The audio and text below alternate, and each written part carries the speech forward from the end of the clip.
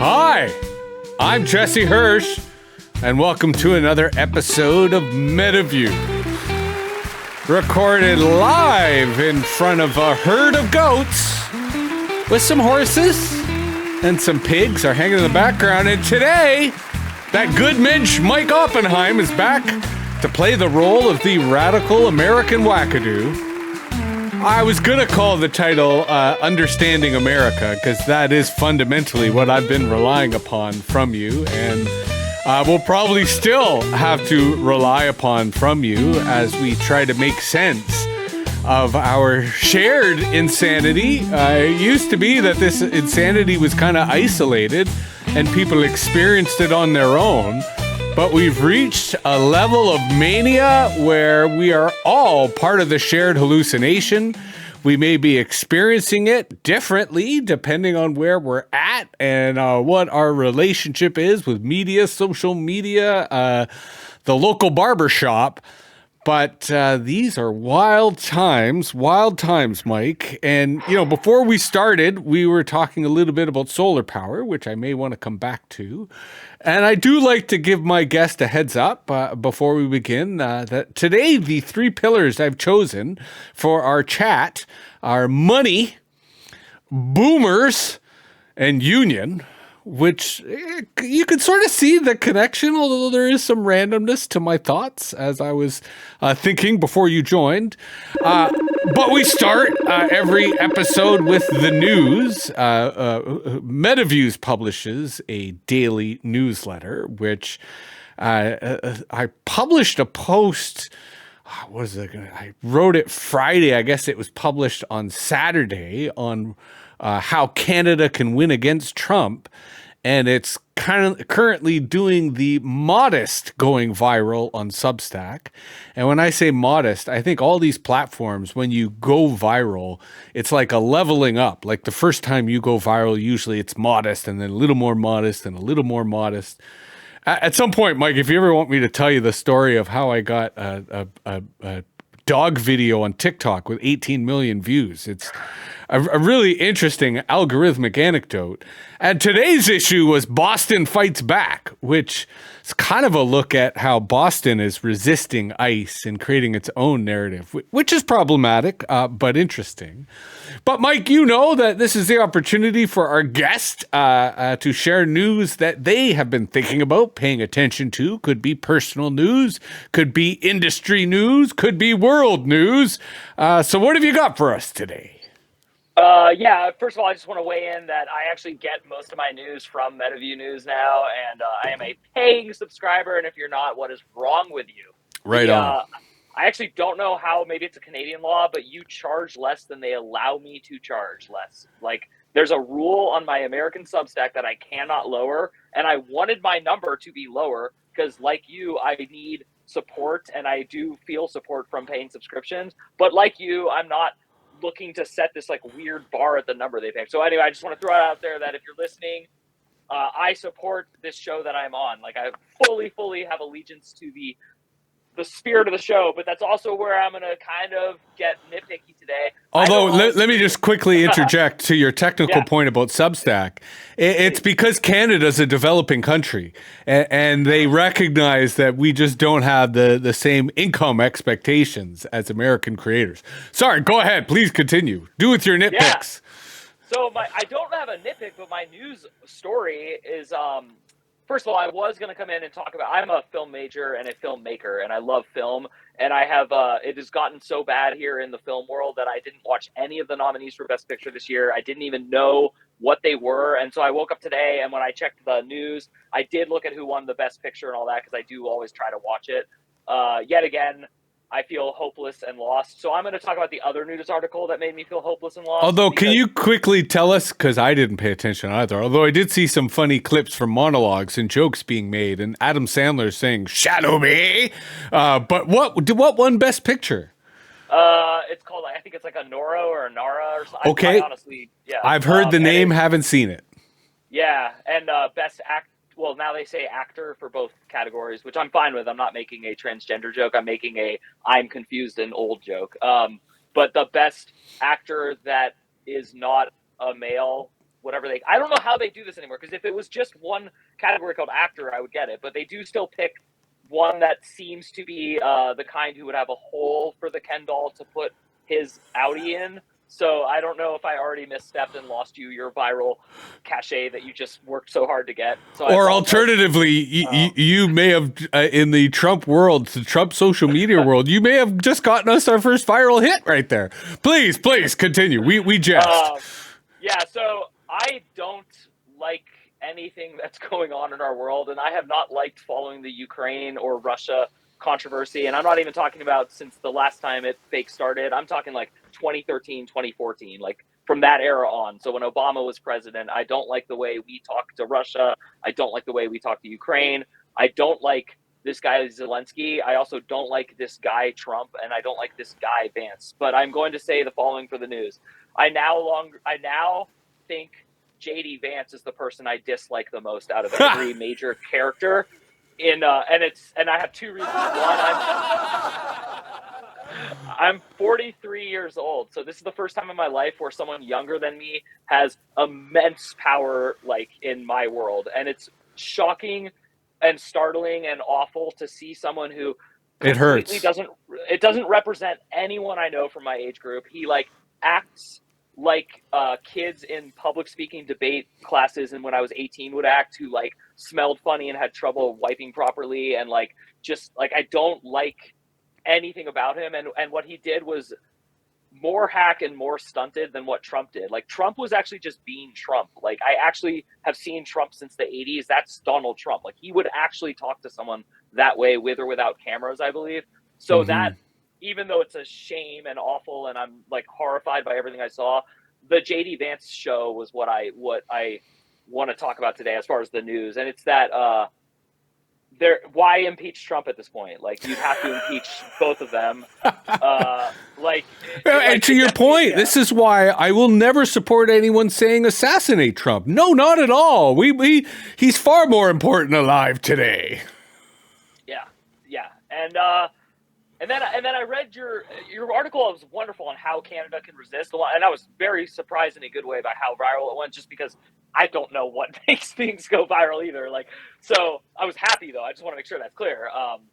And what was interesting to me is reading something intelligently anti-American from someone I know, and actually feeling like weird senses of loyalty towards everything. Like it was and I want to talk about that because I'm your wackadoo American correspondent, and like it's a weird feeling to see you guys talk about us, like, and it's even weirder to have someone I know, because I have a best friend from college who's Canadian, and she actually was nice enough when we were 18 to give me a chance to fake marry her to move to Canada. But when I went to the embassy and like inquired about like legally getting citizenship, they like laughed me out of the room. They're like, "Oh, you're a writer and a musician and you play guitar and you want to move to Canada?" I was like, I like you. I don't like George W. Bush at all. They're like, "You can leave now." And so I just want to point out, like, that's how much I do actually like Canada. However, I'm 40. Can I quickly interject? Anytime. There's a lot of misinformation going out there right now amongst American progressives saying,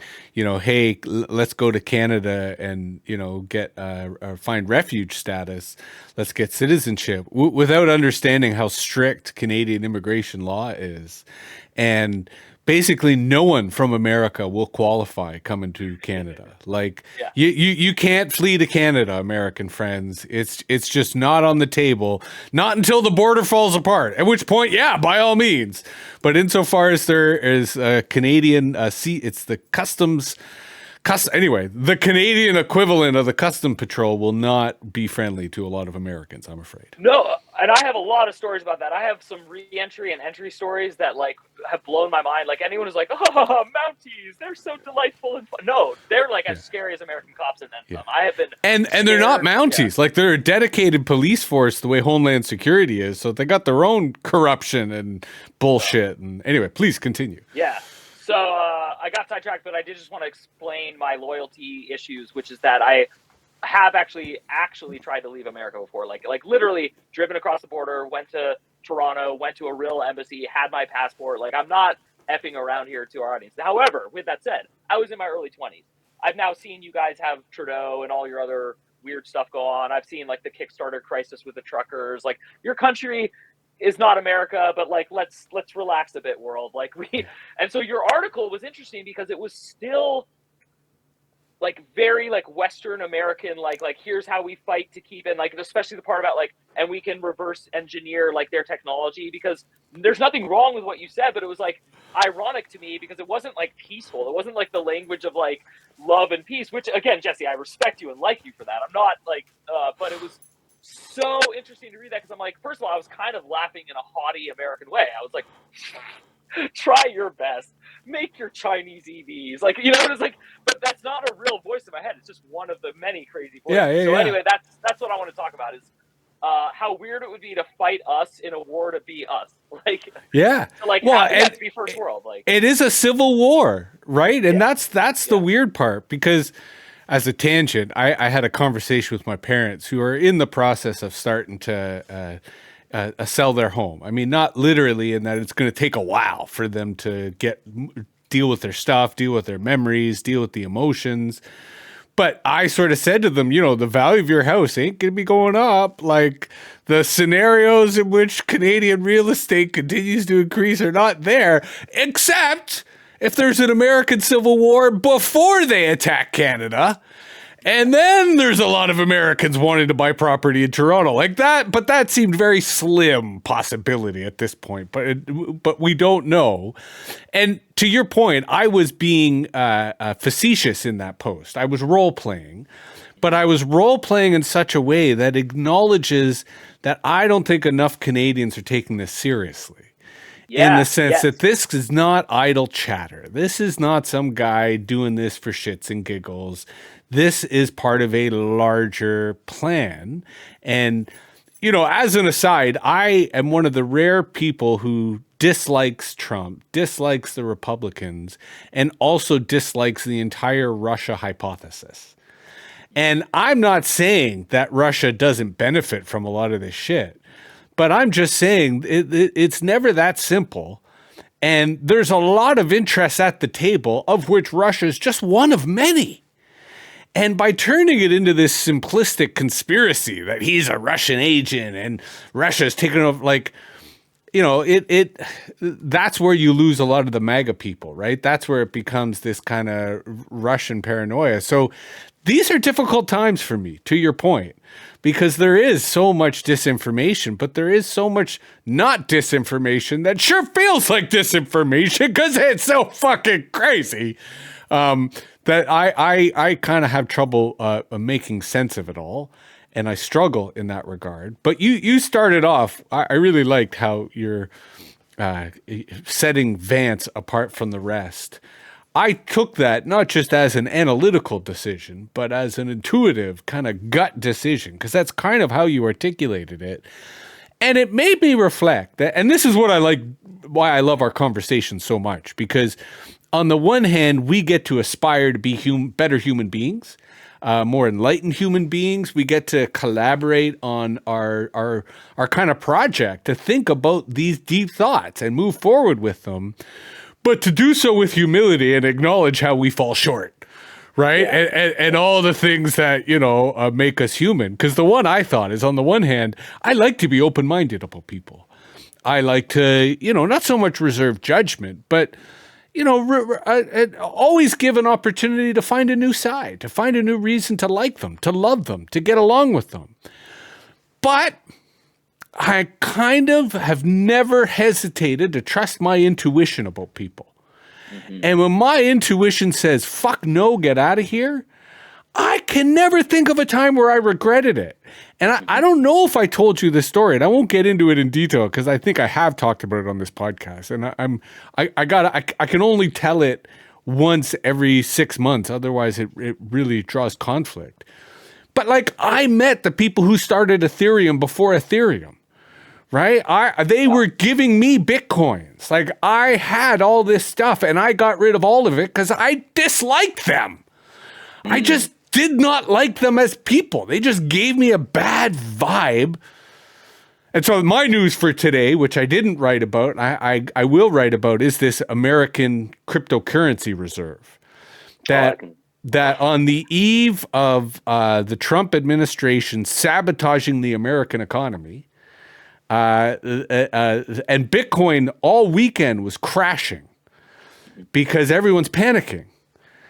They do this, announcement that's designed, and that did reverse crypto prices and puts all this attention on crypto when the American dollar is about to get fucked and fucked royal. Again, that previews our feature conversation. But let's talk about the future a little bit in our WTF, What's the Future segment. It's a really tough time to see the future, my friend. But we gotta be trying to, see the good spots past the past. Little Harriet here is pestering me because she wants to see LUNCH. And I'm not responsible for that today, so she's going to have to wait to hear the call from elsewhere. But what do you see in your future, Mike? You know what? It's weird. I'm just going to go with my intuition. I see a lot of warm, collaborative friendships forming. You and me, you and your actual listeners and readers, me and some of your readers. Like, I see a beautiful marriage of people who, because again, I can't stress this enough. You and I would find many things to disagree with after the storm. Like after we've made shelter and made everything peaceful, but then we're locked in the same crazy house, we would start disagreeing about well, I think forks are better than spoons, So it's there's always room for people to disagree. But the difference is the way you and I would disagree would be fine. We wouldn't end up taking knives to each other's throats. So I think there's a big group of people who are not afraid of violence, but want it to be the last of all resorts, who are slowly being compelled to mention that to people. Hey, I'm not violent. I don't support violence, but I'm not the kind of person who sides with the Nazis and grabs a gun and fights their fight. I do get shot in the fucking throat while my children are in the corner of the room crying. I will resist. If you push me past, we're not there, but you're asking about the future. So I would say the future is people waking the hell up to okay, you studied 1930s Europe. You read about the 1920s. You lived through the aughts, whatever they call them. You lived through the teen decade, and now we're in the roaring second 20s. What do you think is happening here? What is building up? How are people behaving? How did Hitler use blitzkrieg? What was the typical response to blitzkrieg? Why was Neville Chamberlain laughed out of leadership? And why did this Churchill guy become a leader who, by the way, laughed out of leadership as soon as war was over? Not exactly the greatest peacetime politician. So we're seeing that right now. So I think we're going to see wartime politicians. We're going to see all this, and we're going to see people like you and me actually resisting on different levels, hopefully not getting to that boiling point where, violence would actually be imposed on us and then as a retaliation maneuver necessary. Well, and serendipitously, I was earlier today thinking that, while I pride myself on being able to spend time with anybody, to break bread, to kind of be in anyone's presence, I was thinking this morning that I wouldn't be able to be in Vance's presence. That I might be moved to violence, that it would be difficult for me because he is so reprehensible. He is so worthy of, that kind of go fuck yourself, that I thought I would just have to abstain. I would just have to decline the invitation, right? Or find a place to go take a dump. Sorry, you were going to say? No, just my rage meter went off because I have a son who's half white, half Asian, and he has two children who are half not white, and he is currently fighting a crusade and then some for white people and anti.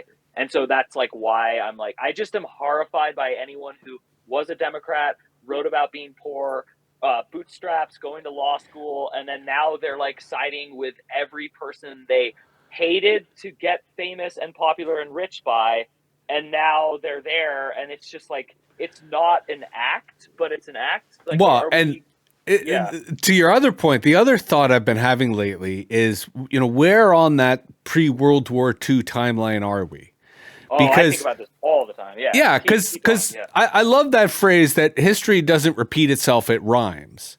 Which is to say, the repetition is there, but the rotation's a little off. And the sequencing can be a little off because to your point, there are a lot of people now who are consciously choosing to side with the regime. and they're lying to themselves, they're lying to other people. And like the media example, of course, is a Morning Joe, right? And how they sort of spent all this time up to the election trashing Trump, and then as soon as he won, ran to Mar-a-Lago to kind of curry favor and kiss his ass. And you're seeing that across the board, and it's scary, right? I mean, that's the kind of the part of the rise of fascism, where those who are openly out there and openly believe it, it's kind of easy to go, yeah, well, fuck them, right? But those who are the slippery, those who sort of consciously decide to switch sides because they think the other side is winning, because they think that they can profit, because they think. That's the moral slippery slope that I think is the most dangerous, and what I find the most disturbing. And I suppose, being the communicator that I am, I wonder what kind of rhetoric can undo it. Either to get the person to absolve themselves from those lies and that slide, or to use them as an example so others don't. Right? Like, if they're not willing to make the change, then, how do we, prevent others from falling prey to the virus? Because to me, that's what I always thought conspiracy thinking was that it is a kind of mental virus. And unfortunately, it's still ravishing the population. Yeah. Like, and the rhyme repeat thing is really interesting to me. And this is totally going to segue into money. But like, the first time they said like, hey, you're an intellectual, come to town hall, we'll have a peaceful meeting. They show up to town hall, they shoot them all, and then there's not as many smart people left to lead less smart, less informed people. So that's not going to work this time. Like, obviously people like you and I are not going to like rush to town hall, but like they still want to collect and kill people who are vocal and strongly opinionated and not afraid to back down. Like and so knowing your public enemy one your whole life, just based on the way schools treated you, any interaction with police, even if it's friendly, you just still like, they sense it, you sense it. They're like, oh yeah, you're pretending to respect me and you're doing it, so I can't do anything to you. But like, we both know you don't respect this. Like, you clearly actually want to smoke pot. Like, you're not like getting my directive. I'm speaking from a young kid in Berkeley. But to your point, like, I got in a lot of shit during school for things like not standing up for the national anthem. Yeah. And they'd go, well, why aren't you standing up for the national anthem? I'd say, well, because nationalism is one of the most lethal man-made inventions. More people have died from nationalism than anything else. Why would I support that? And they would just look at me like, we are not going to engage this kid. You keep sitting, right? Like we're fucking not going there. But the other thing I would point out, and this is where I have a sense of hope, a modest sense of hope, is I think where this go round is currently different. And I don't think this is going to last. This is why I say it's a small piece of hope. They only try to kill people reputationally. Right? They're not yet killing people like us who have a different voice, who are doing different work. They're not yet showing up at our house or, to your couple episodes ago, having our perfectly tuned car accidentally go off a road. That phase will probably come. But now, they try to do it reputationally. And that's where there is still an opportunity to create constituency.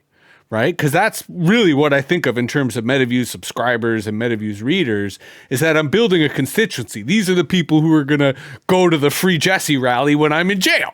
Right? That's sort of the logic of what you're thinking about. And that's where I do think things are a little bit different this time. And we have a little more of an opportunity before that next phase to reach people, right? To mobilize people, especially in the kind of grassroots phenomena that is podcasting, which I think is far more valuable. And, when I was thinking about today's issue, quite frankly, I was thinking a lot about what I want to talk about tomorrow on your show, because I really love your podcast and I love the conversations you have on your podcast, because you are in a completely different cultural space.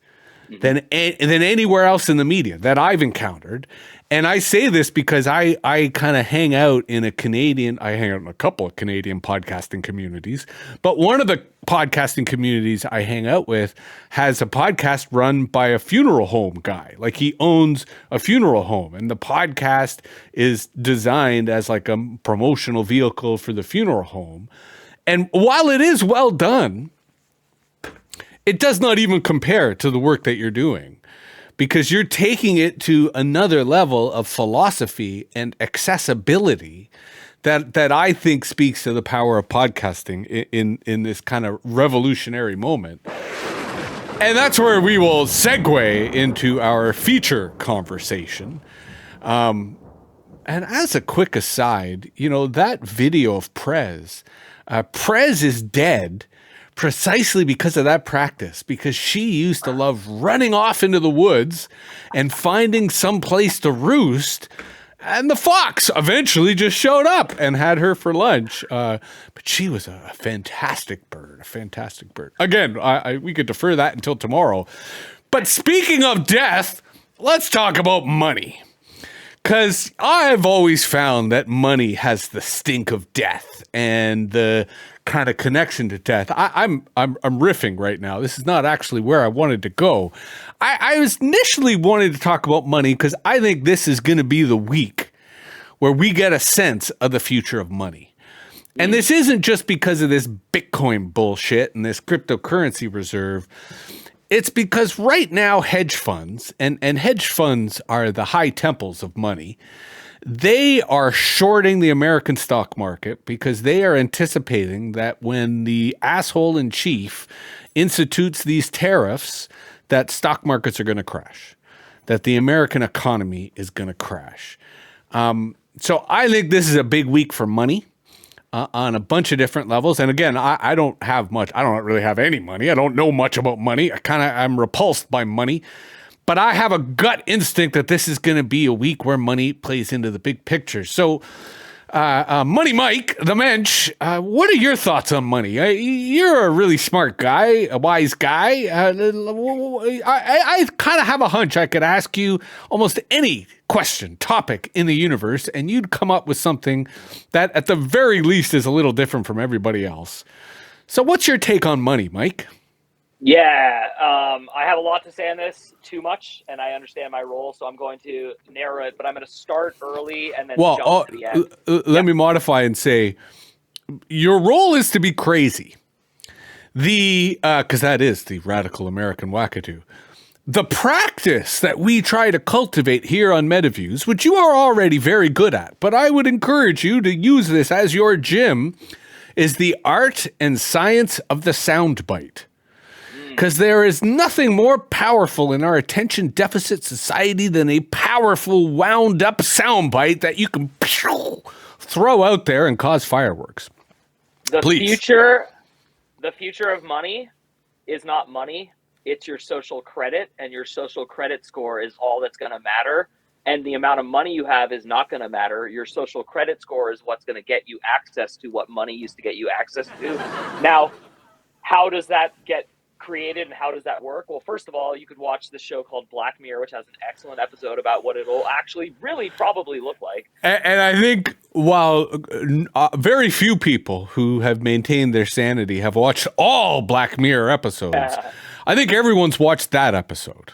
I mean, it's such a good cautionary tale. That and the one about the robotic war dogs that are accidentally released in a factory. I think those are the two things. Like, you should know that Boston Dynamics is real. And you should know that Boston Dynamics only shows you what they want to show you. So if what they show you scares you, imagine what's behind door two.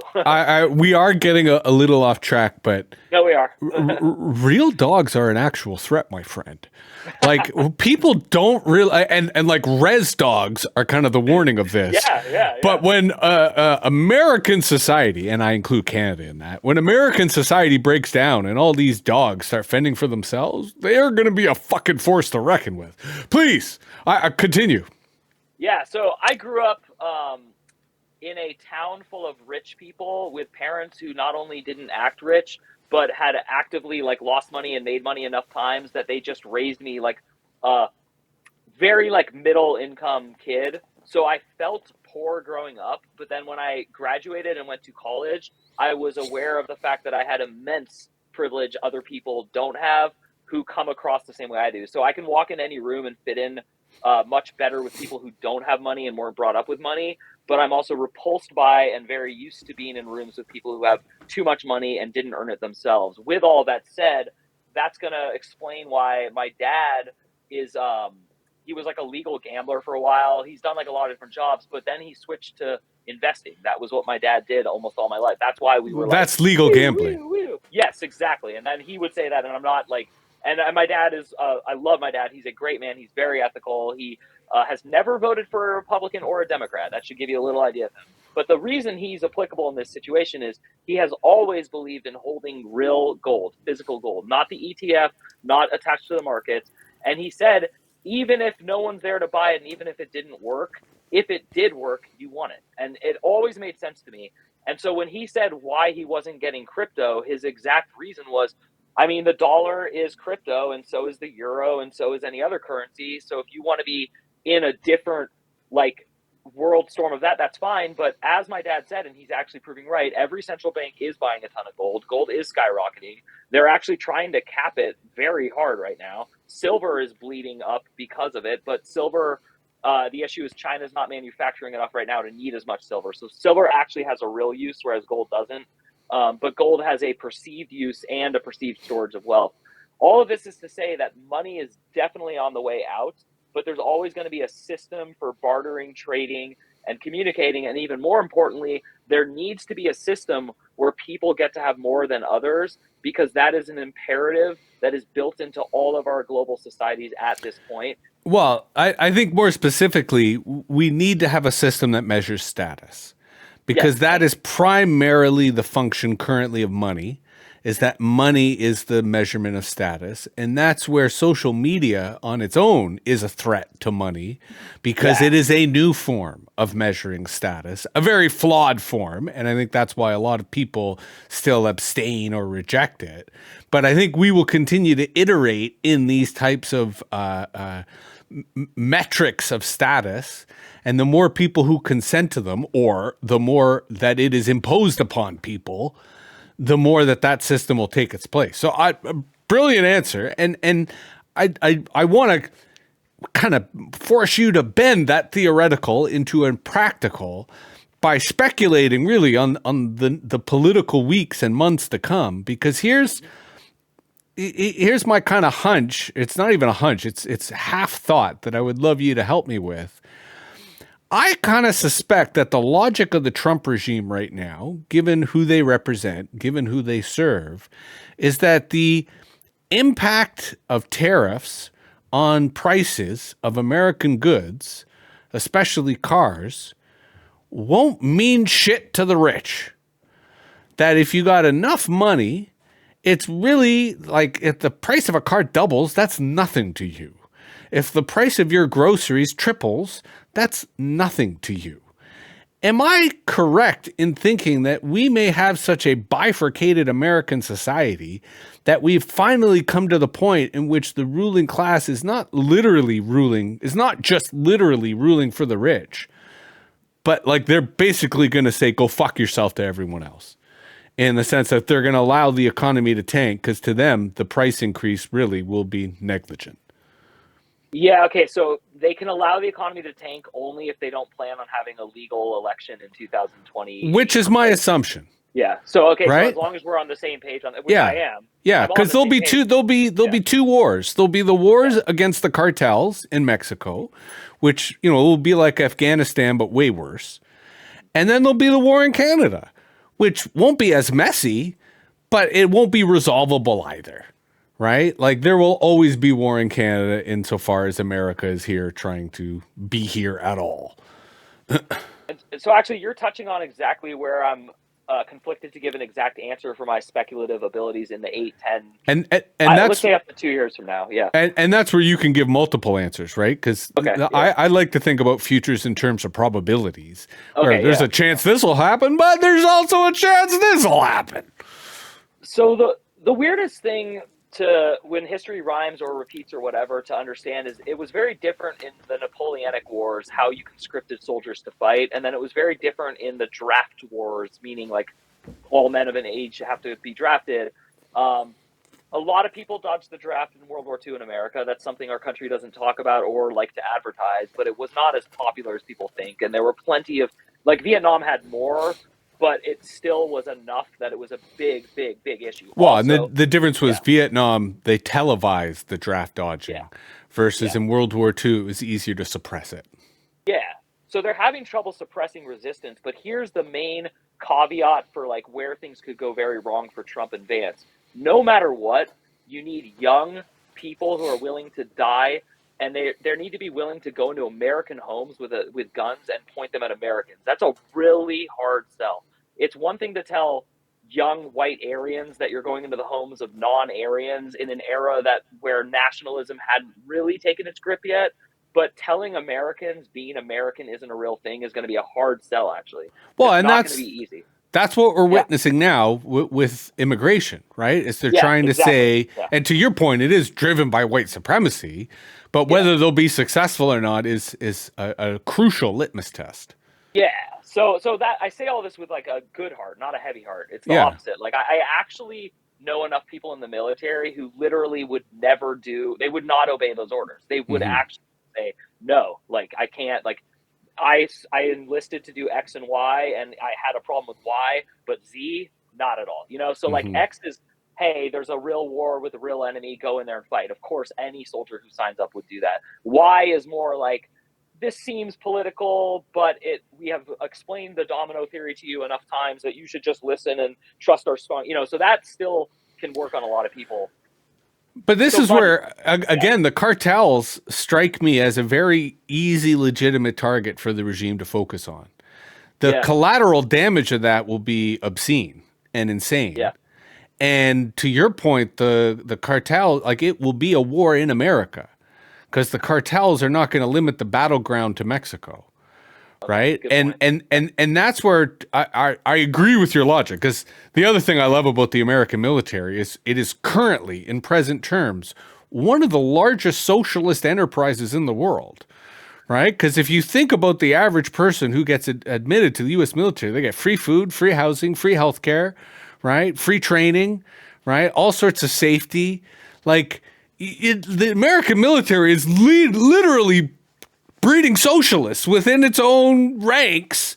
So I agree with you. It would be very difficult for them to mobilize the American military in an illegitimate conflict, especially after what we've seen in the world. And I think Trump also got elected because he offered isolationism. Yes, yes, yes, yes. But my point is because we got this because we both assume that there isn't going to be an opportunity to unelect the guy, and that war will be that opportunity. Now let's take a moment to speculate on the Canadian side. This is where I think your gut instinct gave a little bit of a preview, but I don't think it's going to be that hard for Americans to other Canadians or to Yeah, dehumanize Canadians, especially when those Canadians are ludicrously violent towards American invaders. And I'm not saying all Canadians, because there are many who are peaceful, loving, civil, but there are, like, hockey's a violent sport, more so than football. And there are certainly a lot of violent undertones in Canadian society that would respond to. But again, I think the Civil War, if there were a Civil War, would be continent wide. And that might be the ultimate outcome of these types of conflicts. We're going down a real dark tunnel here. Bail me out. We're still on the money side yeah. here, Well, but I have a fun like question to kind of ask you because I'm curious if you would guess the right answer. What do you think the average person who voted for Trump but did it reluctantly is currently saying when asked, "Do you really think Trump wants to make Canada the 51st state?" I'm just curious if you've like heard, and again, not what an idiot who loves him would say, what a yeah, guy who a guy or a girl, yeah. yeah, I'm assuming, correct me if I'm wrong, that they would think he's bluffing.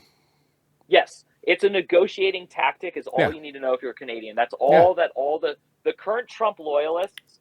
There's the diehards. They're not yeah. going to get lost. I mean, it would take almost like it would take something weird to get them off. But that's actually really probably only of his base 30% at this point. And then I would say Yeah. the other 70, which used to be like a higher, because he has lost some support already. Sure. But the people, there's hubris and pride. I don't want to admit I made a mistake. That's a huge issue. And that's what I'm spending all my time trying to knock is no, you're not admitting you made a mistake. It's not like that at all. It's just enough is enough. Time to move on. Like that's the attitude. I'm not finger wagging, and I strongly suggest this, Canadian or otherwise, do not finger wag at people who you want to come to your side. You need to make them feel like they're making their own decision, and you need to help them make that decision. But to clarify, remember, that's your job. You're the American. Yeah, right? The Canadians, we're not trying to convince anybody. You motherfuckers picked this fight. Right? You can get your guy out of the picture and stand him down, right? But it's not our job to persuade anybody, right? It's our job to defend ourselves. That's the moral superiority of the victim. We didn't pick this fight. We've been your best friends forever. Right? And that's where I agree with you. Those who are seeing it as a bluff or as a negotiating tactic, I think that they are the most disappointing. Right? Because they're enabling it to happen. Yes. Right? Exactly. Like at a certain point, you just have to change the government, right? He has to be removed from power along with Vance. There is no sane argument otherwise, which appropriately segues us to the second pole of the future conversation, which is boomers. And, boomers has become a bit of a dirty word. It's kind of like the B word. And I have a couple of biases to disclose. On the one hand, I think professionally, following up on the subject of money, I have probably made the vast amount of my money in my career from boomers. And I suspect that the rest of my life potentially will be financed by boomers. Unless the war or revolution changes that, because fuck, who knows?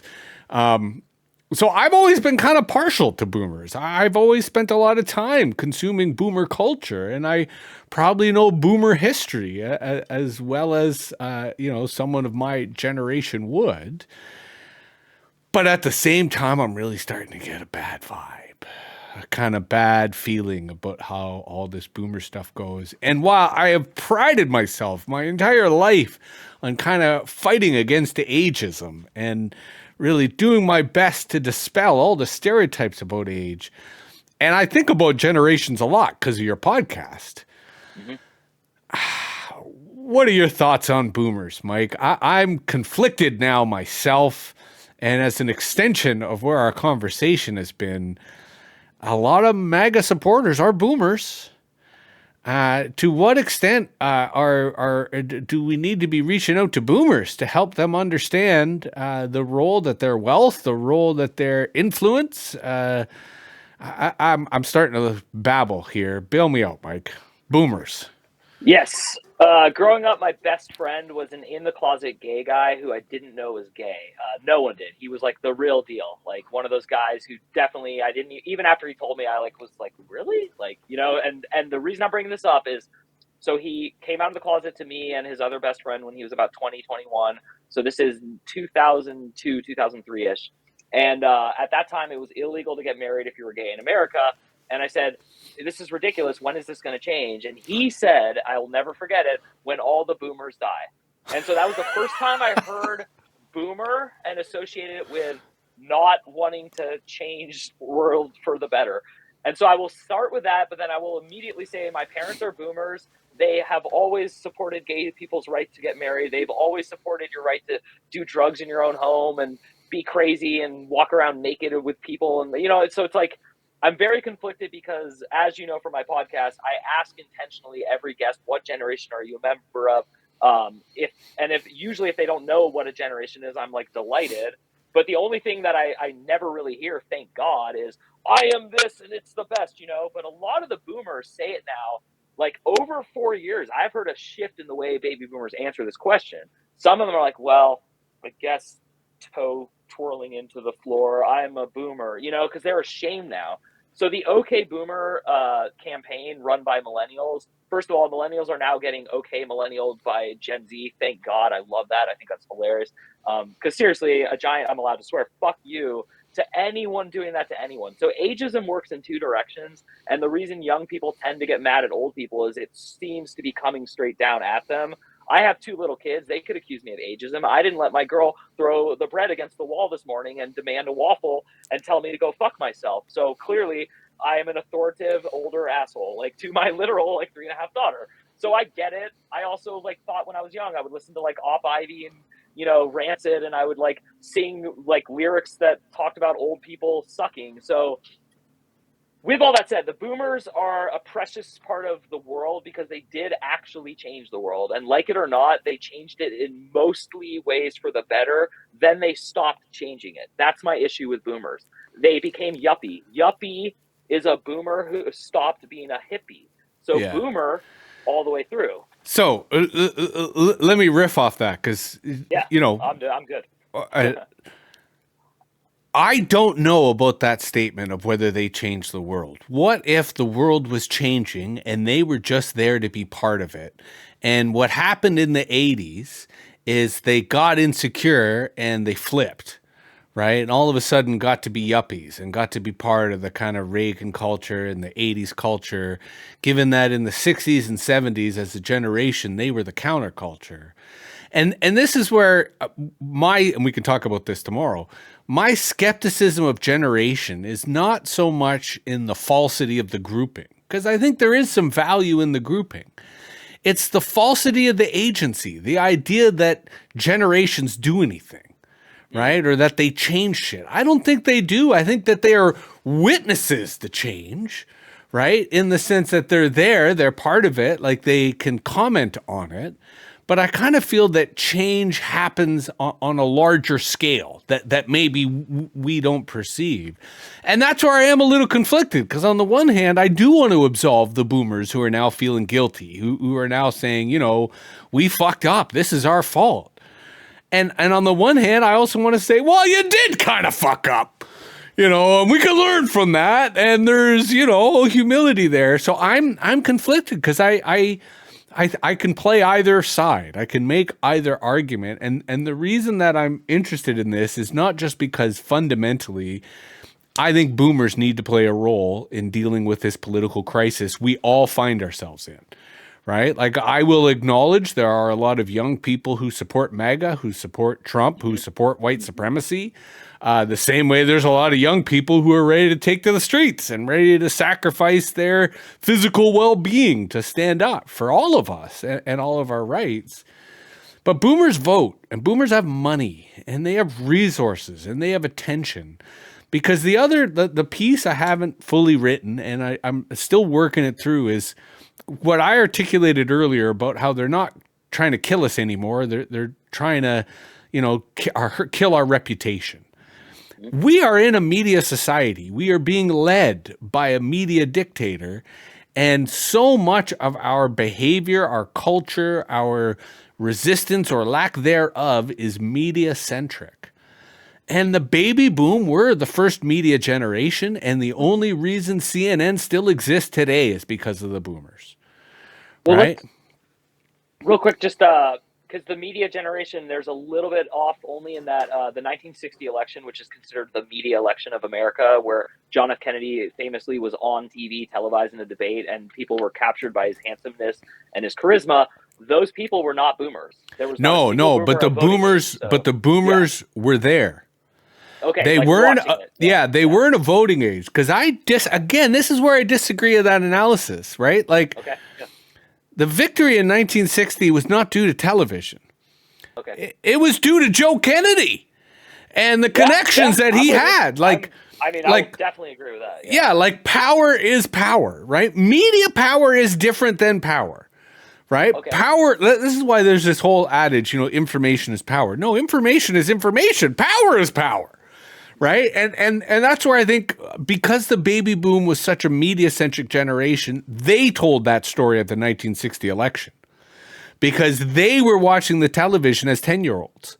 They were watching the television as 15-year-olds. So it shaped their perception the way, for me, the Challenger blowing up in grade 6, shaped those perceptions. Right. So I think fundamentally they are the first media generation, and they still are part of the nexus of media, power, attention, and money.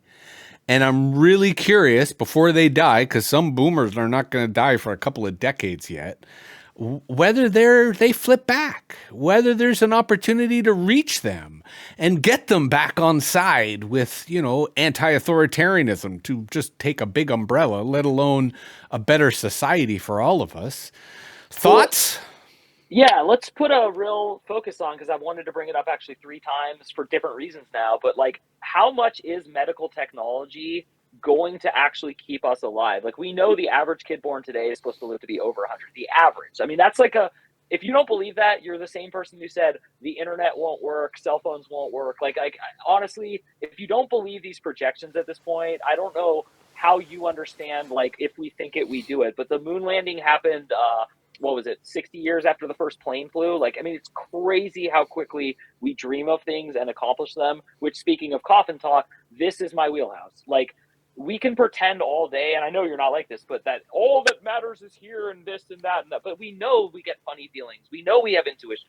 We know that, like, we would die for causes, which makes no sense if you're actually just an animal. Like, it does not make sense. Yes, it does. Yes, it does. Because we are going to talk a lot about animals tomorrow. All right. It makes absolute sense if you are an animal, but your logic is otherwise sound. Please continue. I actually can. I know. Yes, I'm vegan, by the way. So I will help you with that. You must eat meat, but that's a whole other conversation. Well, no, I'm not going on. Meat and then, Look, you and I are out in the Northeast, and we're like hunting. I'm hunting and eating. I've killed animals. Fair enough. I've eaten animals. Yeah. Fair enough. I'm a luxury living in Phoenix, Arizona, where it's easy to eat plant-based food. And I know, but you still, on a certain level, you still need to be eating meat, because those vegetables wouldn't exist without the animals. Well, I want to talk about this, but we'll defer this to our next MetaViews, because I have a real axe to grind against veganism for a bunch of reasons, which I'm sure you would enjoy. So we'll punt that to a future one. But you were talking about. We got distracted on who had killed themselves for a cause. Please, go ahead. Real quick. I have never referred to myself as a vegan until that moment, and I only said it as a shortcut word. I actually never call myself that. I do. Good. I do think I have nothing positive to say about vegan culture, to the point where I have gone out of my way to yell at people in a public setting when they refer to me as a vegan. I tell them, no, I'm a guy who isn't eating that food that came from that place. Like, because that's for me, it's 1,000%. But I think to your language, a different way to frame it is that you eat meat responsibly, and it's been many years since you have had access to responsible meat. Jesse, seriously, I'm just going to break. Thank you. I will actually word for word repeat that from now on. Part of the reason you and I get along is we like words. And we like the value of words and what they mean and how they can be used. Not a lot of people do these days. No. Fuck. Thank you, for real. I actually feel better about life from just that phrase, because I have so much trouble articulating big words for people who don't like words. I forgot where we were going. You got to get us back on track, my friend. All right. Okay. Boomers media. God, I did have it until this. Yeah, media. And then we were talking about food. Yeah, but it was the change. Do people change? So first of all, I'm gonna say straight up, I do agree with you. I don't think people change the world. I don't think there's a world to change. I think there's a television show going on, and you tune in from the time you start tuning in, and you stop tuning in from the time dementia sets in, or you die or quit following it. So who is still following this technology, staying alive? That's where we were. Yes, longevity. Yeah.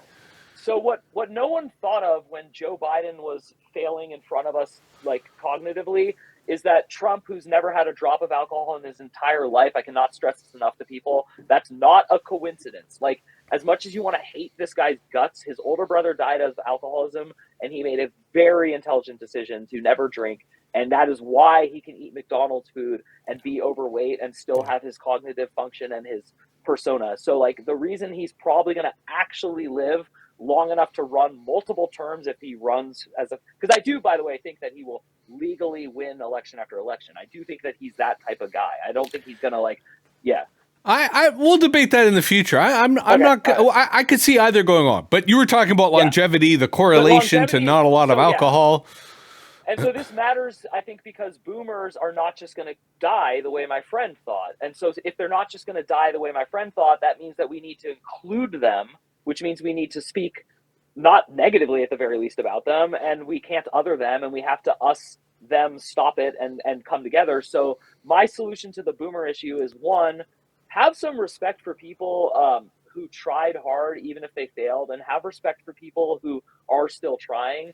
If you lose respect for people who stopped trying and or think that just the fact that they didn't die makes them smarter and better than you, I get that. It doesn't at all. I know 20-year-olds who are a better person than an 80-year-old. I know 80-year-olds. I knew a guy. This is a great story to end this with. I knew a guy who pushed people off the ladder on the boat in Vietnam to get on as a refugee, and then people bludgeoned him to death on the ship on the way to LA because he stopped good people from getting on. And the point that the person who told me the story made is he had a partner who they didn't kill, and that guy is still alive, and he's still a horrible scumbag. And so that was my friend's point as like an old man. He's like, don't ever forget that just because we lose our teeth and look like diminutive, that we're not still like a total asshole inside. Like there's some of us who we still hate. And so that's how I would like, just assholes transcend generations. Yeah, and to bring it back to kind of where you started this, because I remembered, I suspect we are going to have a class disparity of longevity. In that, while there is a lot of knowledge that anyone could have access to, like not drinking, like eating lots of plants, that will dramatically improve your health. Stem cell technology, for example, is phenomenal. And it is a revolution in medicine. And there are other revolutions in medicine that are going on right now, which are, again, phenomenal. Unfortunately, not everyone's going to get access to it. And that, to your point about maybe at some point the elderly will only be the biggest assholes, there is a bit of a bias as to who gets to age and who doesn't. Again, I think that may be another excellent subject for us to get into. I was thinking tomorrow I was going to talk a little bit about the Canadian healthcare system, only because I think it gets into mortality, and that might give you an opportunity to talk about the American healthcare system. I don't know. MediView's listeners right now should be sure to check out Coffin Talk, not just for my appearance, but for all episodes. That is a fantastic podcast. And that conveniently brings me to my third pillar of our feature conversation. I wanted to bounce this idea off you, which over the last couple of weeks, 3 weeks, I've gotten from completely excited about the idea to completely indifferent about the idea. And, like all things in my head, it really depends on my blood sugar, my cannabinoid levels, and just everything else kind of going on. But I find ourselves here in this moment of history. And while I feel good about the work I'm doing on a communications level, on a podcast level, on a farming level, on a knowledge level, I still feel this compulsion to be part of something larger. So I've been having an ongoing conversation with two other podcasters, Cameron Cowan, who is the Cameron Journal, and David. I always forget David's last name because I know so many Davids in my life. Anyway, this guy David, he runs a great podcast, which I can't even remember right now either. I got Outrage Unplugged, Outrage Overload. That's it, Outrage Overload. And we've been talking about, like, what can we as podcasters do in this dire moment in history? And my idea, which I think they were scared of, but they haven't mentioned again, but we have another session coming up, is a podcasters union.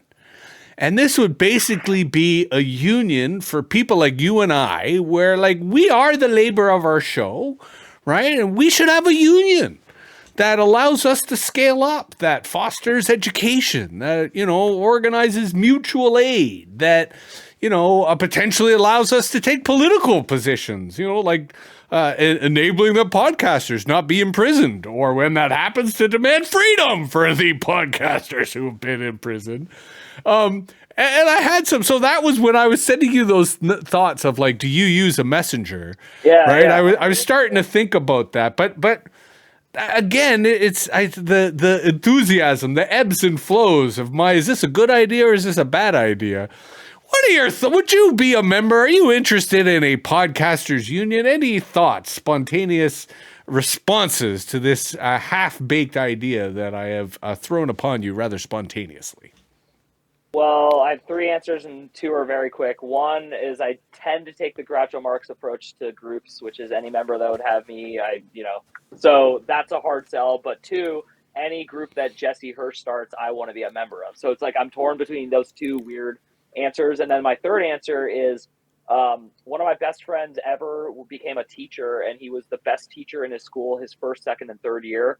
And the union dues he paid were enormous, and he was paying them and always complaining. He's like, not only am I a new teacher with the lowest salary in the school, but I'm paying into this union, and I actually don't care if I'm in it or not. Anyway, 3 years later, there was funding cuts, and he was the best, highest rated teacher in his school by administration and by students. And the union said, bye-bye, you're the newest member. So they took his money to then fire him instead of people who were older and totally assholes and sucked at their job and had tenure. So I am so anti-union because of literally that one experience, plus just famous awful stuff. But and here's the paradox, because I've had absolutely similar experiences and have been very alienated, and this is as a hardcore lefty, been very alienated from unions, and my understanding of the history of unions has only made me even more cynical and skeptical.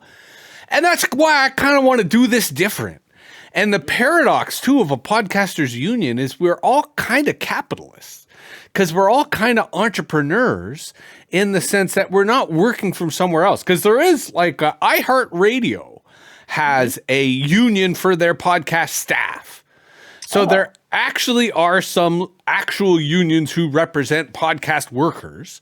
But this is different in that we're not just workers, we're also kind of owners. And it has that different cultural flair. But here's the other crazy idea I had. And just so serendipitously, it matches our conversation today about money. I was thinking that dues would not be paid in money. They'd be paid in attention. Because fundamentally, that is the currency that podcasters have, that podcasters want, that podcasters need. And again, I don't want to do too much work before we as a union, and all of our meetings, of course, would be podcasts, and every member of the union would host the union meeting on their podcast. So it would be this way to foster a podcast kind of network using the culture of a union, but again, not paying dues, but paying attention. And using attention as the kind of currency, especially when recruiting other members into the podcasters union. So I'm riffing. And you have identified my own internal conflicts, which is on the one hand, I'm a Groucho Marxist, and on the other hand, I'm a Larry David Jew.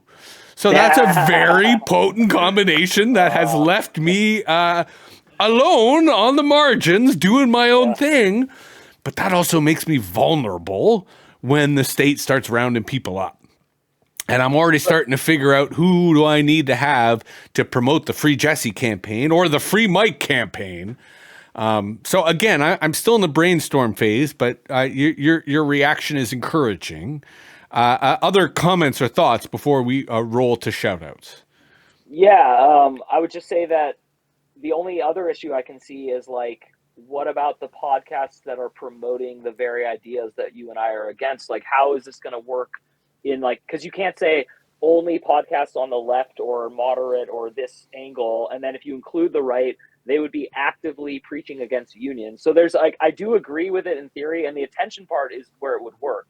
You're smart for sure. But great question, my radical American wackadoo friend, because yes, we would have to come up with a criteria because here's my paradox. I believe in inclusivity. Except when it comes to organizations, generally speaking, in which I believe in exclusivity. And we will at a future time, maybe tomorrow, but probably not. I'd love to tell you about the Media Collective. And the Media Collective was a revolutionary organization that I was a co-founder, amongst many other people, in Toronto in 1997, 1998. And it was a fucking happening. And our one power and our one mistake, fatal mistake, was total inclusivity. Oh, wow. total inclusivity, which was a source of power, but also the source of our destruction. And so that's where I think our first few meetings of the union, if we did it, would be designing our criteria of who we want to include and who we want to exclude. Because there's a lot of leftists I would want to exclude. Yeah. Right? And there are some rightists who I would want to entice and seduce, right? And give them space to believe in whatever their democratic right-wing ideology was, right? So again, I think that would be a fucking fascinating conversation, right? Of who do we want to include in our club and who do we not want to include in our club? And at least when you got two Groucho Marxists amongst whoever the other weirdos we engage, I think that we could come up with a very weird criteria, right? Because I could see. Yeah. Go ahead. You just reminded me of one last thing, which I'd love to discuss also in the future, which is the positives and benefits, and also just like how it worked out when Canada decided to tell Facebook they have to be fair about which organizations for news are included, because that was, in my opinion, a shit show and a nightmare. It was a shit show and a nightmare. Yeah. And to your point, because that's a fascinating topic, which I have to indulge just for a moment. Yeah, the paradox of that, and I'm sure there's similar dynamics in the States, is now all news on Facebook in Canada is banned, like completely banned. But in every single small town and rural community, news is the Facebook group. So it's more than just a ban. They have monopolized the news in Canada. And that's why MAGA is got a good chance of taking over Canada from within. And on that note, we go to our shout outs. We like to end every MetaViews episode. Didn't even have the video play there. Man, I'm going to have to press that. Oh, there it goes. My hard drive gets a little slow sometimes. So, Mike, we've had another excellent, fantastic, far-reaching, stimulating, political, philosophical, theological conversation. Any shout-outs you'd like to end with? Yeah, it's actually a really fun one. We talked about boomers, and one of my favorite boomers who talks facetiously constantly about boomers and how annoying they are, but yet owns it, is Dave Barry. He is a former Miami Herald columnist. He's a humorist. He's a fascinating man, a great writer. He's still alive and kicking. He's also on Substack, so he's actually a fellow colleague of ours. So I'm going to give my shout out to Dave Barry today. He's a man of the people. He's hilarious. And if you read how he writes and what he writes about, he uses humor and satire, which is always my favorite. Mark Twain, Jonathan Swift, Kurt Vonnegut, these are my heroes. So Dave Barry is my shout out today. Right on. Fantastic. Well done. And, you know, interestingly enough, Substack is not banned by Facebook in Canada. And it's one of the reasons why I went back, because it is another one of the back doors or loopholes in the policy process, which is kind of funny. And to your point, the boomer that I'll give a shout out to, and like most boomers, his narcissism is so raging as to almost be obnoxious, but I am nonetheless enjoying his podcast, Keith Olbermann, formerly of ESPN Sports Center, and then he was a big part of MSNBC's success. He is fucking on fire right now with his podcast, except when his narcissism takes over and it just becomes him telling these kind of misogynist stories. Like his 2 episodes ago, he told this misogynist but entertaining story of when he dated Laura Ingraham. Again, very narcissistic, very misogynist, but I hate to say it, also entertaining. Problematic, but that is my boomer shout out for today. Mike, I hope you go right to the Calendly and book another session here for the Radical American Wackadoodle on MetaViews, because you are fundamentally driving this podcast at this point, because I love our chats, man. They're a lot of fun. This is the kind of kibitzing that, you know, I aspire to. So Coffin Talk with Mike Oppenheim is a fantastic podcast, which I will look forward to speaking with you on tomorrow. Other than that, holy fucking shit show of the news cycle. We shelved a lot of topics today, which I hope we will get into in our next MetaViews episode. But I suspect the news will also be an ongoing source So thanks again, Mike. We will hear you soon, talk to you soon. MetaViews is available on all the podcast platforms. And our YouTube, some of the shorts that I've been producing, Mike, out of our episodes are actually starting to kind of riff. And TikTok also, we're starting to get some little play. So maybe we'll talk about how to go viral in our next episode, because I think I'm developing a formula that actually might have some merit. Other than that, thanks everybody. We'll see you soon, talk to you soon, and stay fresh.